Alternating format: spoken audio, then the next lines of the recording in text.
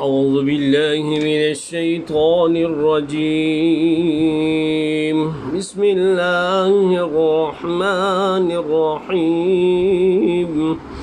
الرحمن علم القرآن خلق الإنسان علمه البيان. الشمس والقمر بحسبان والنجم والشجر يسجدان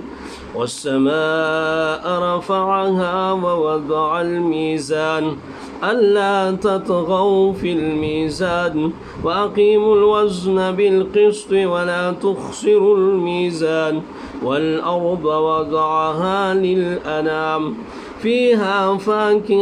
فاكهة والنخل ذات الأكمام والحب ذو العصف والريحان فبأي آلاء ربكما تكذبان خلق الإنسان من صلصال كالفخار وخلق الجان من مارج من نار فبأي آلاء ربكما تكذبان رب المشرقين ورب المغربين فبأي آلاء ربكما تكذبان مرج البحرين يلتقيان بينهما برزخ لا يبغيان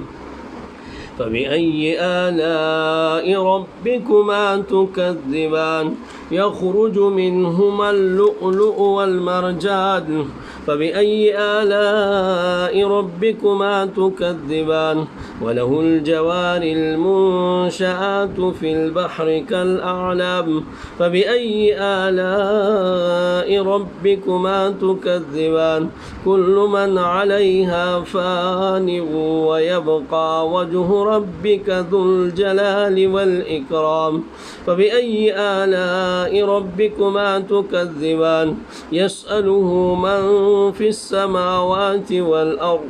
كل يوم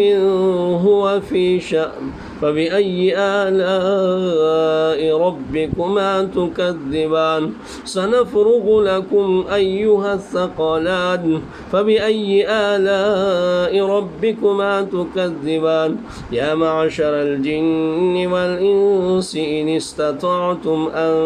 تنفذوا من أقطار السماوات والأرض فانفذوا لا تنفذون إلا بسلطان فبأي آلاء ربكما تكذبان يرسل عليكما شواظ من نار ونحاس فلا تنتصران فبأي آلاء ربكما تكذبان فإذا انشقت السماء فكانت وردة كالدهان فبأي آلاء ربكما تكذبان فيومئذ لا يسأل عن ذنبه إنس ولا جان فبأي آلاء ربكما تكذبان يعرف المجرمون بسيماهم فيؤخذ بالنواصي والأقدام فبأي آلاء ربكما تكذبان هذه جهنم التي يكذب بها المجرمون يطوفون بينها وبين حميم آن فبأي آلاء ربكما تكذبان ولمن خاف مقام ربه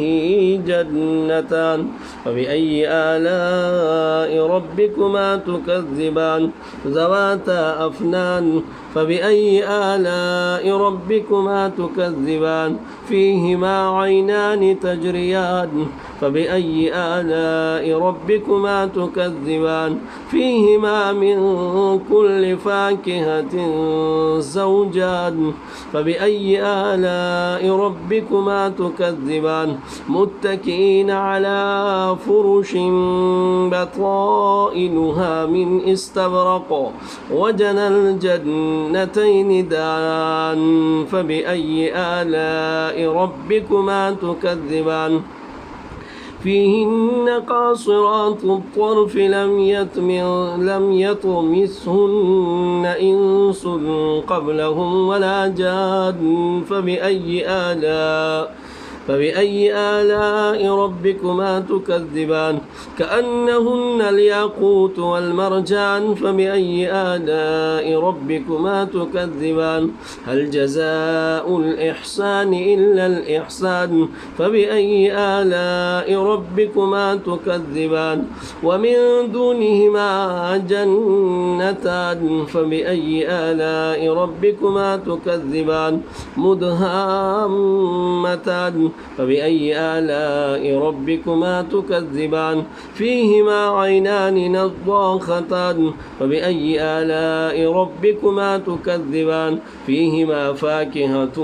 والنخل والرمان فبأي آلاء ربكما تكذبان فيهن خيرات